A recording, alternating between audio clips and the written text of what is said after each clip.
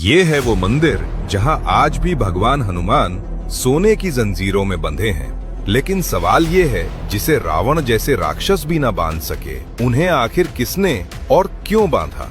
कहानी शुरू होती है समुद्र देव से, जो अपनी भक्ति में इतने व्याकुल हो गए थे कि भगवान जगन्नाथ के चरणों तक पहुंचने के लिए वो अपनी विनाशकारी लहरों से पूरी शहर को बार बार डुबो देते थे। शहर को विनाश से बचाने के लिए भगवान जगन्नाथ ने अपने सबसे प्रिय भक्त हनुमान जी को समुद्र तट पर पहरा देने के लिए तैनात किया। और जैसे ही हनुमान वहां पहुंचे, समुद्र शांत हो गया, लेकिन सिर्फ कुछ समय के लिए।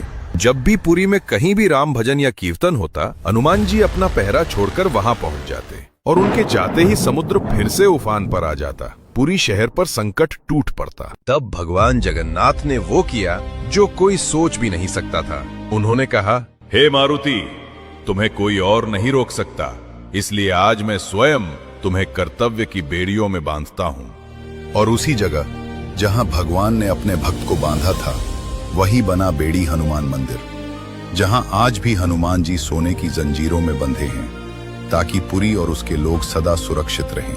अगर आप भी बजरंग बली के भक्त हैं, तो इस कहानी को शेयर कीजिए और कमेंट्स में लिखिए जय श्री राम, ताकि हर कोई जान सके कैसे भगवान ने अपने ही भक्त को बांधकर पूरी धरती की रक्षा की। भारत का इकलौता मंदिर जहां आज भी हनुमान जी की पूंछ बढ़ रही है। क्या आप जानते हैं, भारत में एक ऐसा मंदिर है जहां हनुमान जी की पूंछ जमीन के अंदर गई हुई है और वो हर साल बढ़ती जा रही है। ये है इलाहाबाद का हनुमान मंदिर, बड़े हनुमान जी। दोस्तों, यहाँ हनुमान जी की मूर्ति लेटी हुई है और उनकी पूंछ जमीन में इतनी गहराई तक गई हुई है कि आज तक कोई नहीं माप पाया। अंग्रेजों ने कोशिश की थी खोदने की, 40 फीट खोदा, पूंछ खत्म नहीं हुई। फिर उन्हें डर लगा और काम बंद कर दिया। अरे और सुनो, सबसे मजेदार बात, ये मंदिर हर साल बाढ़ में डूब जाता है। गंगा यमुना का पानी पूरे मंदिर को ढक लेता है, लेकिन दीपक बुझता नहीं। हाँ भाई, पानी के अंदर दीपक जल रहा होता है। कैसे संभव है ये? वैज्ञानिकों के पास कोई जवाब नहीं।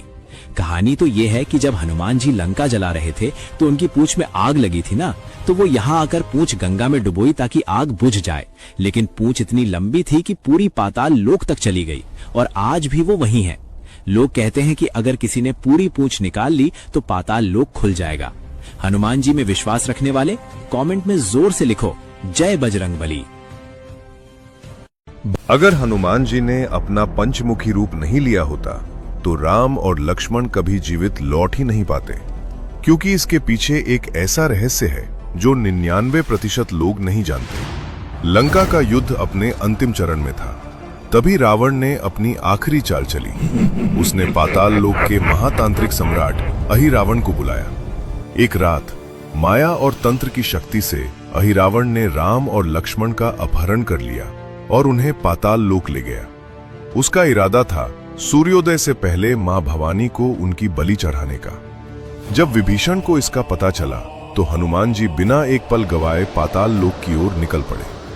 वहां पहुंचकर उन्होंने देखा राम और लक्ष्मण बेड़ियों में बंधे हैं और उनके चारों ओर 5 दिशाओं में 5 दीपक जल रहे हैं। अहिरावण हंसते हुए बोला, इन 5 दीपकों को एक साथ बुझाए बिना मुझे कोई नहीं मार सकता।